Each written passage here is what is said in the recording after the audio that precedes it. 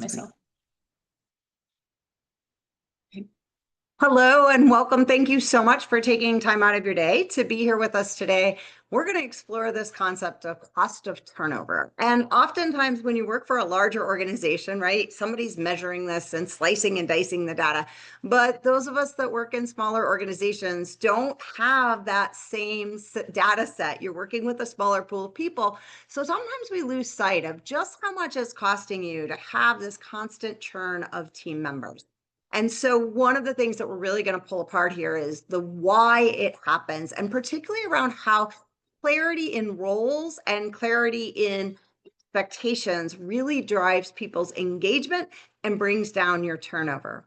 For those of you who have not met me before, my name is Katie, and I am the founder of People Solutions Center. We love to work with small to mid-sized companies that are really trying to create great cultures that keep turnover low and keep employees really engaged in the day-to-day. And so as we go through today, we're going to spend time unpacking some of the hidden costs of turnover, and most importantly, the drivers behind it. So when we think about turnover, right, we obviously understand that when, you have somebody leave the organization, you have to start thinking about, you got to post for the role, maybe use a recruiting service. So you're going to have an expense related to that, right? Like there's the obvious cost, but the reality of it is turnover cost you 1.5 to 2 times that person's salary at a bare minimum. And the longer that the role is open, or the more frequently your turnover is, the higher this number gets, because this multiplier grows for a lot of reasons that we sometimes overlook. So if you look at this from a pure, like, what does that mean in terms of numerics, right? If you have a team member who makes $60,000 a year, the cost of them leaving the organization turns out to be $90,000 to $120,000. So turnover is really expensive. And even if they've only been there for a short time, this multiplier is still true, because there's ripple effects that happen when we see turnover in organizations. It really can sort of ripple out from the center to have anyone leave the organization at all. Some of the reasons, first of all, guess who catches all of the work that comes over the fence when somebody leaves, right? Other employees end up taking on more. Sometimes the owner ends up taking on more. So then you have less owner time to be coach and leader, but everybody has to work harder at it. And that can lead to burnout. And this has a significant spiraling effect, right? If I was already on the edge or feeling overwhelmed, and then that one more person walks out the door, I can hit my breaking point really quickly. And you may not even have a chance to see the warning signs that this is coming. Some of the other signs that ripple effects that happen is poor quality. So it's not just how does it feel to be exhausted every day, but what do your clients feel when it happens, right? We all tend to see, as turnover goes up, so do client complaints and client concerns, because you're working with a team of people who are less trained. They maybe don't know that client as well. They have to build true new trust and new relationships. But more importantly, like, people are learning, and our quality of work goes down when that happens. Or even when you don't have somebody who's started yet, quality drops simply because you don't have somebody to pay that high level attention anymore. And so some of the finer tuning things that we do so well can get lost. It's obviously a drain on time. You've got to rehire people. You've got to spend time in interviews. You've got to spend time writing your job ads. You've got to spend time interviewing people you didn't want to interview. And then you've got to spend a ton of time of onboarding people. And so you lose time along the way, which again, spirals and leaves people feeling frustrated. You clearly lose the knowledge, right? When turnover is happening, the people who already know what they're doing are leaving, and your best people are likely to get frustrated. And that may be the person that knows how to do the one thing that nobody else knows how to do. And that knowledge just walked out the door. This next one is one that people often miss, like just don't even catch. And it's the change that happens from team dynamics. Anytime within an organization, you can have an organization where trust is really high and they're operating all at this on one cylinder, and everybody's just moving, and right hand knows what the left hand is doing, and you lose one person. And suddenly something feels off, right? And we can't really figure out why. Even odder is when it happens when the person who left wasn't really somebody that was all that connected with the team. This is when I get leaders calling me going, I don't understand. The person nobody liked just left, and now we're weird. What happened? Well, there's a couple of reasons this happens. One, sometimes my best friend just left the organization. So I'm sad, right? So I miss my friend, my work friend, and that's hard to bounce back from. So that's going to change the dynamics. Sometimes the one person you lead was the link of trust between two other people, right? If you think about it, trust is contagious. So if I'm in a situation and Susie and Johnny have a really high trust level, and maybe Joey isn't quite as connected with Susie, well, but he's good friends with Johnny, well, now trust gets stronger with Susie. But when Johnny leaves, Susie and Joey are missing that link that ties them together with trust, and they don't even realize it's shifted. Also, even if that team is all super stable, the minute we introduce a new person into the team, we all have to go through this building of trust, understanding how to engage in healthy conflict. You start all over again with the team dynamics. So when this is happening frequently, you never get that sense of stability. And then the most unfortunate thing, and hopefully you're able to get all of the other ones in line enough that this doesn't happen, but turnover can absolutely result in loss of clients. Sometimes this is because in some industries, right, the clients follow the person and they're going to go wherever that person goes. In other cases, this can be because, you know what, they had such a strong relationship with that person that maybe your client wasn't really ecstatic about the service you were providing, but they stayed because they loved their person, right? Well, when that person's gone, they may rethink that. And also, let's be honest, clients have an immediate assumption as soon as they miss the person that they loved working with that quality is going to drop. So some people just leave us preemptively as a way to keep from being dissatisfied. All of these are the ripple effects that happen in organizations when you have turnover, and particularly when turnover is becoming frequent. So, most importantly, right now, the job is we know it's bad, we know it creates problems, but how do we stop it? How do we keep it from happening?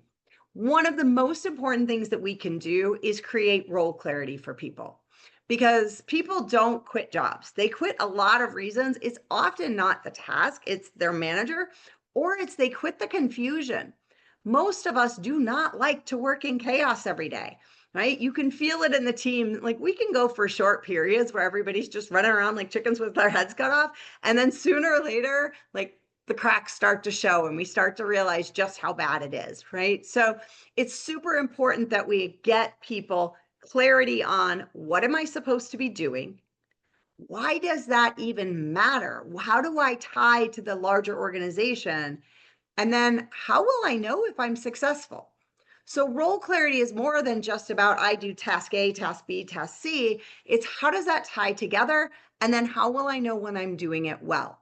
And when you can paint this picture for people, you increase engagement significantly and it changes how your team works together and it brings down your turnovers along the way.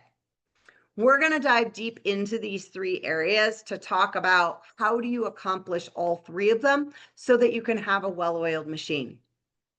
But let's start with role clarity, right? The first thing you need to do within each role is figure out what's the biggest priority, what matters most.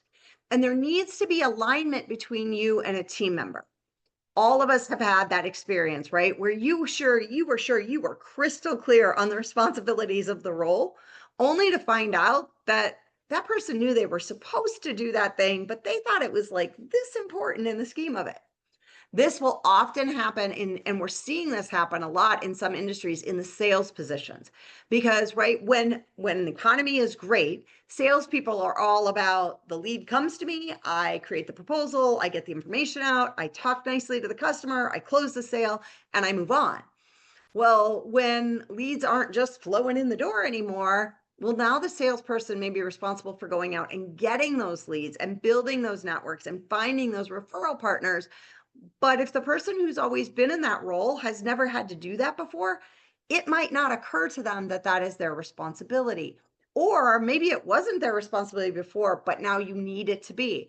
And so you have to, especially in these moments, you have to sit down and realign these kinds of things. The two questions I love to ask to get this kind of alignment is, first of all, what are the top five priorities for this particular position? What are the five things that if somebody did nothing else, but they did these five things well, they would be doing the role the way you need it? And the second piece is, and how would you rank order them? Because what I think is the most important might not be the same as what Nicole thinks in her, that, and she's in the role. And if we're not aligned, I'm going to be getting frustrated every day that Nicole's not doing what I need her to do. She's going to have no idea. And so we have to have these alignment conversations. That's where step two comes down. You have to talk to your people. So the way I love to do this exercise is, first of all, you answer the two questions in step one. Your team member answers the two questions in step one. And then you sit down and you have a conversation. It starts with, first of all, did we agree on the top five things? Then do we agree on even how important they are? And then in step two, we start to say, let's assign a percentage of time to that.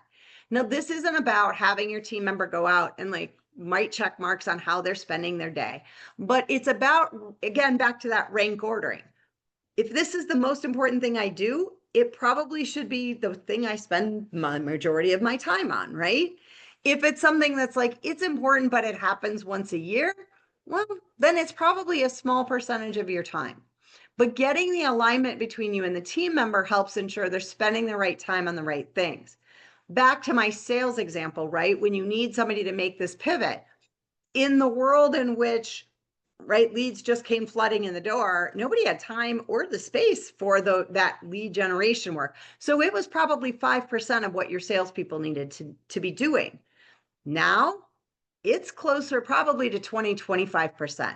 They need to go call previous clients and say, how you doing? What's going on? They need to have spent time at networking events, perhaps depending on your industry. They may need to go find referral partners of people who also work in this space who could be sending business your direction, and they need to be spending it building relationships. Right? That's how we shift these things. But if we just think everybody else is inside our head and is going to know that, they're going to have no way to understand that that shift needs to happen, which, especially if I use the sales role as an example, now you have a frustrated salesperson because I bet their commission is based on it. So they're making less money and they look at the owner and say, well, why aren't you spending more on marketing to lead generate? Meanwhile, as the owner, you're sitting there going, why aren't you out figuring out where your next sale is going to come from? And it really becomes because this is not because somebody's not trying to do well. They may not even realize that there's a misalignment.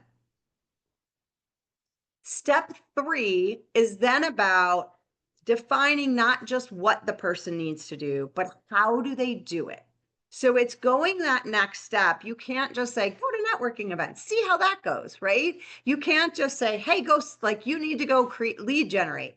You have to explain to them what are the behaviors you need to be seeing in order for them to be successful. And then we need to have coaching conversations against these competencies. So you're always thinking about not only the what they do, what are the tasks, what are the responsibilities, right? But how are they doing it? In my conversation last week with a client, we were talking about this for their sales role. And they were in that spot where it used to be just leads come to you. Now they're hiring a business development person who's all about go out and get leads. And what they do is go to networking events, build referral partners, right? Those are the things we can skill. But they said, but what do we do if we hire somebody and they go to the networking event? So they check the box 10 times a week, right? That says they did it. But then they just come back and go, well, it didn't work. Instead, the how you do networking events is all about, first of all, are you building relationships, right? You can't just go to a networking event and think you'll get a lead.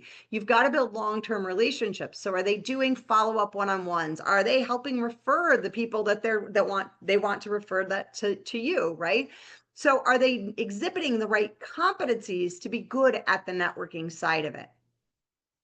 This is where people tend to miss out. We tell people what to do, but we don't give them clarity on what it means to do it well and what your level of expectation may be. Clarifying that makes a huge difference, and keeping it clear is game changing. So this is a process you want to go through every 6 months or so to refresh, because so many things can change, right?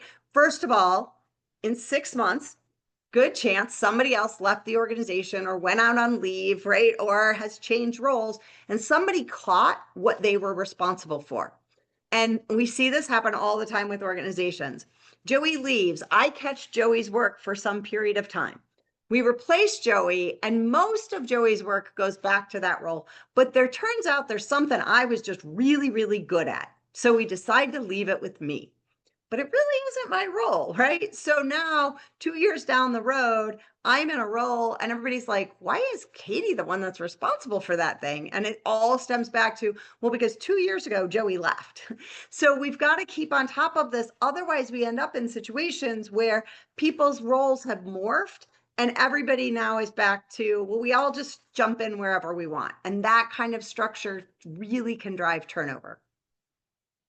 We also do this crazy thing of starting new initiatives, right? There's always some new strategy, especially as we're trying to, companies are trying to pivot, trying to react to what's going on in the economy. Things shift and priorities have to shift. And if we haven't gone back to people as leaders and said, hey, I know that this used to only be 5% of your job, but now it's 25% of your job. Now we're in a really tough spot because we've got somebody that may not know that and may not recognize that they need new skills to do it. Also, market changes are going to happen all of the time, right? So what mattered yesterday is not the same as what matters today, and it's not the same as what's going to matter in a week from now. And so because of this, you may start new lines of business, you may stop lines of business, you may do all sorts of things. And if you don't go back and check to say, what does that do to our role clarity? We're going to end up out of kilter. And all of a sudden, what you had as a great culture is going to have spun out of control. And then the last one, technology. Don't we love it? It does make our world so much easier, right? There's so many things it helps, but the more we use it, the need for somebody else to do things starts to shift, right? We used to have, for example, I used to have an admin assistant that created all of my slides for me, and that's something I paid somebody to do. I now have AI that helps me do it much faster, but it's faster for me to do it than it is to throw it over the fence to somebody. Same thing goes with AI, things like even note taking in meetings and things like that. Some of the things you've needed somebody to do for a really long time are no longer all that important. And so making sure that we've got all of that kind of outlined and thinking about the impact it has in many cases before it even gets there. If I'm rolling out a new technology and it's coming out a year from now, well, by 6 months before that, I better start thinking about whose job gets impacted by this and how do I take that great team member and first of all, have a real conversation with them so that they're not surprised, assuming their job is going away, right? They draw their own conclusions. How do I get ahead of that and find ways to say, okay, that part's going away, but that's because of all the things you did, that wasn't your superpower, but I need your superpower over here. But let's do some training, let's do some development, let's get you engaged and ready for it. And now instead of having an employee sitting there going, oh my God, I'm going to lose my job, I'm not going to learn this technology, I'm going to sabotage it. Now we have somebody who's excited about what the new world can bring for them. And so technology, again, all of these things are important to look at every 6 months. To some extent, looking in the rearview mirror to say, has anything changed that we missed that we now need to recognize needs to get fixed? And also looking out the windshield to say, what's coming down the road that we need to be prepared for? And unfortunately, it's really rare that both of these things happen when we're, first of all, that we sit down for a 6-month refresh at all. Pretty rare in most organizations. And certainly the fact that we're both looking out our rearview mirror and our windshield at the same time is pretty uncommon. So let's talk about how one of the things that we talked about is ripple effects, because this is super important. Burnout is a very real thing. It happens all the time. And organizations that don't have role clarity create more burnout. So it really does create this turnover piece. Because remember what we said earlier, people don't leave the job, they leave the chaos, they leave the confusion. Well, this is how you start to keep some of that confusion and overwhelm feeling from happening. So here's how this works. This is referred to as an Eisenhower matrix.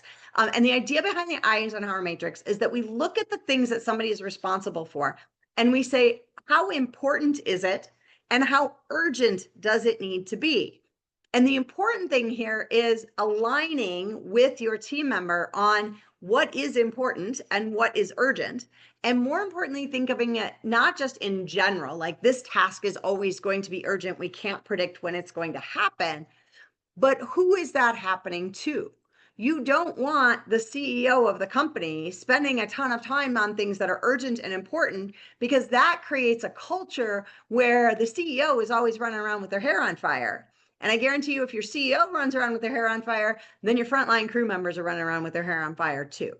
And so you've probably been able to feel this in your own business, whether you're the owner or a team member. You've felt this, right? Personally, I've had a lot of craziness going on in the last couple of weeks. I have been squarely in urgent and important. And I can do it for about a week and feel like, all right, team is strong enough, we're good. But I'm coming up on week 3. And week 3 feels like, hold the horses. Let's all just stop and figure out where we are, because my team can feel it. They're feeling discombobulated. They're getting emails from me that are just like, catch, catch, catch. So I'm creating crisis in their world. And that's not a fun way for anybody to work. So we have to look at this not just in terms of, yes, client complaints are always going to be urgent and important, but who's handling them, and are they set up for them to, and are we stepping back and saying, you know what, we keep getting this client complaint, maybe we should solve for a bigger problem long term. And that's how we get to this bucket of things that are important, but they are not urgent. We don't have to drop everything and do it.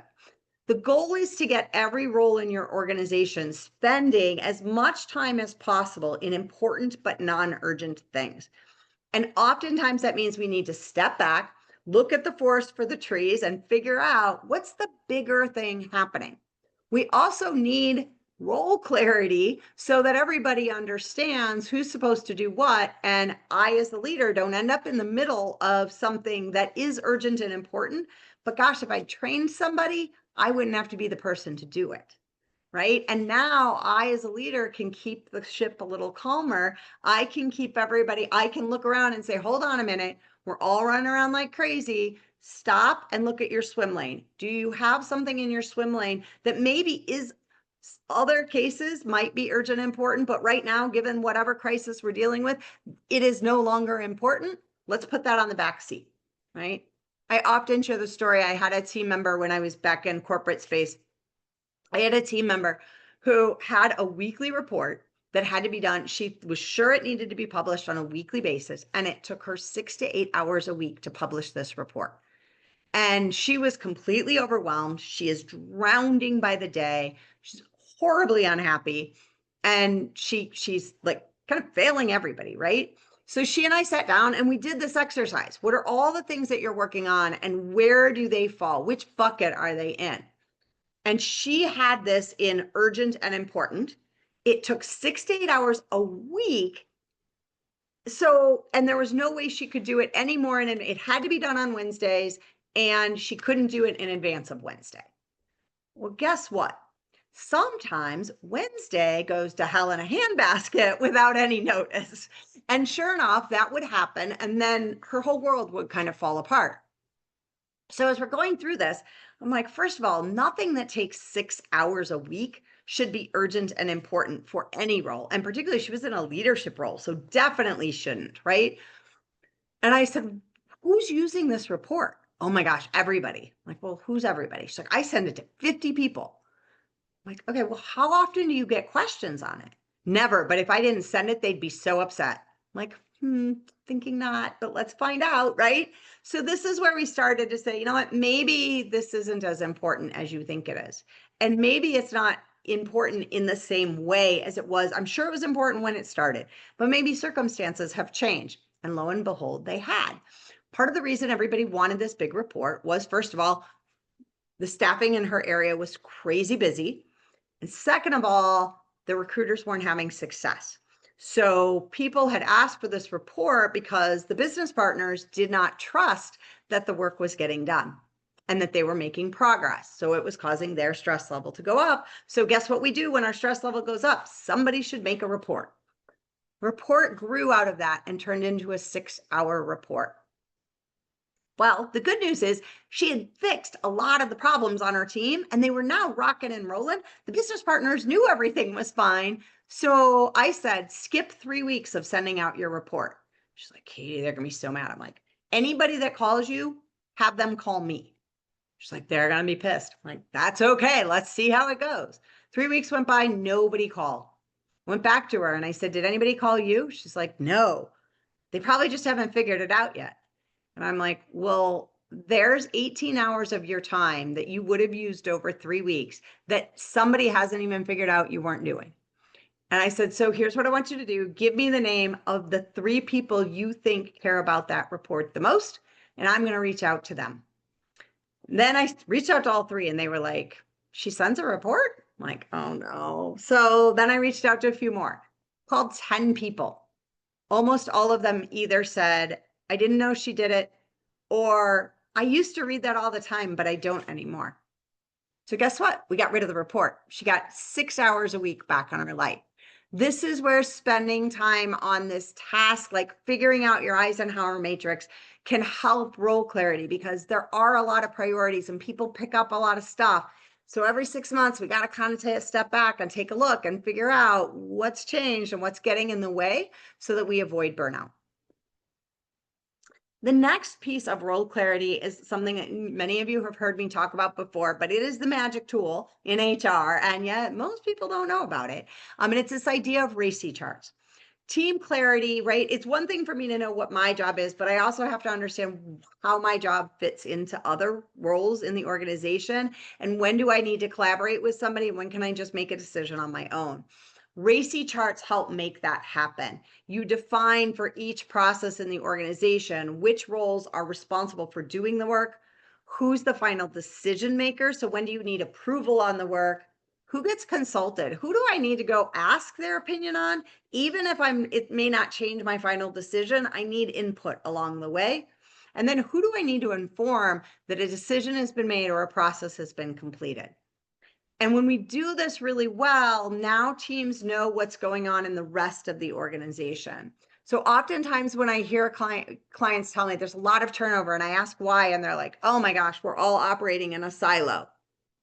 It's because you haven't figured out RACI charts. And so people are frustrated because they're like, oh my gosh, I would have made such a different decision on this client if I knew you were dealing with that on this client. In our world, it can happen because we have talent advisors, our recruiting team, we have our HR team, and many of our clients are clients on both sides.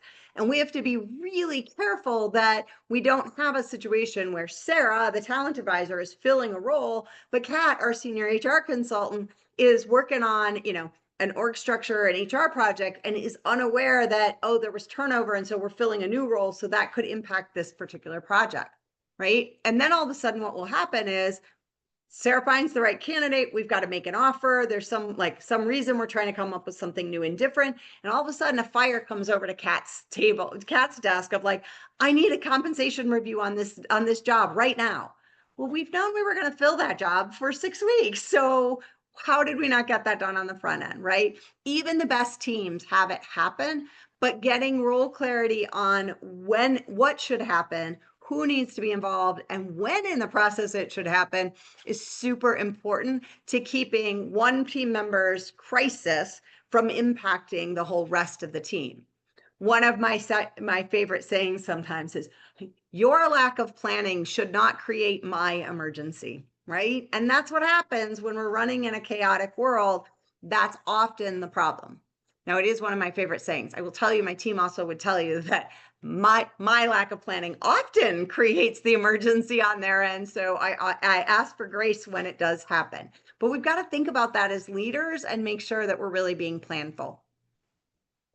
The next piece is all about like, how do you bring all of this together to really create clarity for your organization? Not just clarity for the role, but clarity overall. And it's about consistency, right? First, we've got to do what we talked about, right? We've got to define what are they doing and how are they going to do it. That's got to be, if you don't have that, then there's no way to do all of the rest of it. The second piece is you've got to then take that what and how and explain to people why. Because I said so is not an answer. I have to be able to capture people's hearts, not just why did I say so, which is important, but more importantly, they have to see a bigger vision, right? If you think about like, if my team doesn't understand why am I pouring my heart and my soul into this business every day, then we're all just doing work. Instead, being able to share with them, like, what's my vision for the future? What do I want this to look like? Why did I start it in the first place? Right? And you have to have that connection be meaningful. Yes, it may be my why, but it wasn't until I had a larger team that I repositioned what originally was my why and figured out, well, why should my team care about my why? Right? And giving them a why to go with it is so important. Then we have to establish success metrics. What gets measured gets done.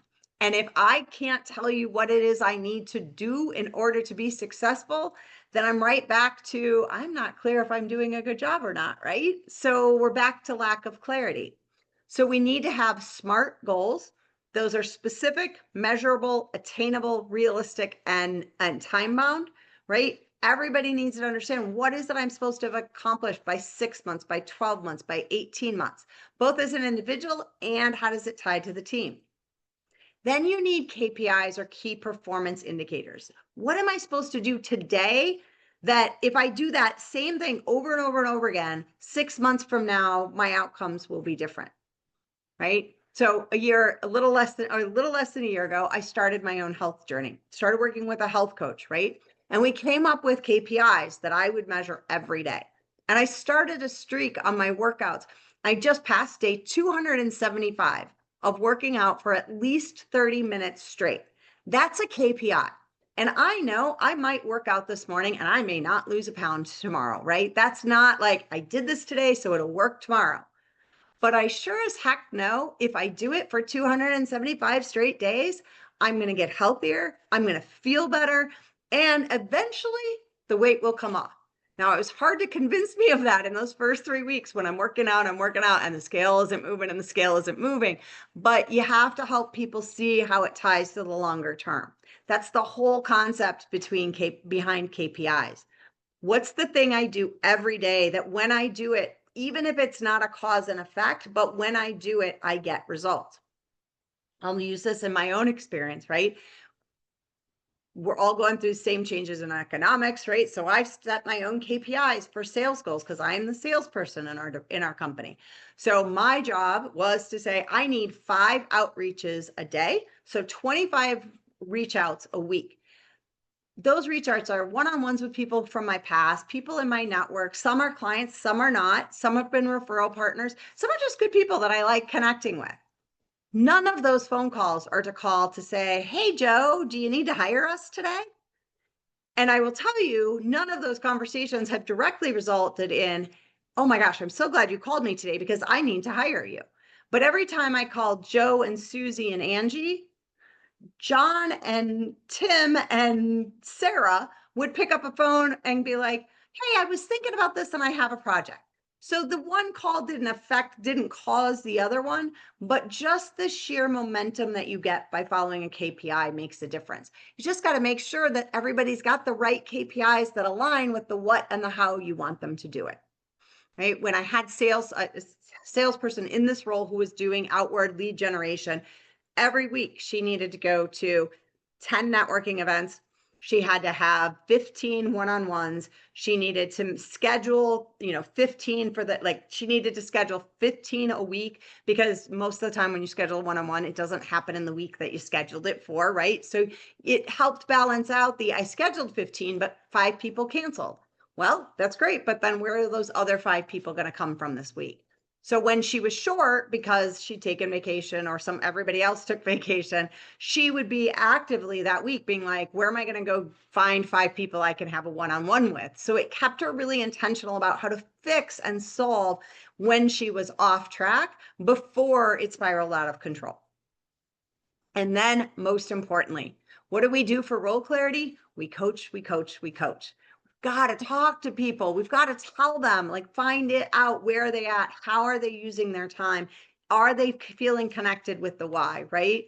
Weekly touch bases and quarterly conversations about what should this person start doing, stop doing, and continue doing makes all the difference to making sure that somebody feels like they know whether or not they're meeting your expectations. And that's a huge piece of, again, stopping turnover, because now I'm not inside my own head worrying about whether or not I'm meeting your expectations or feeling like I'm failing because maybe I'm not getting the same sales goals I used to get, but I'm doing all of the right things.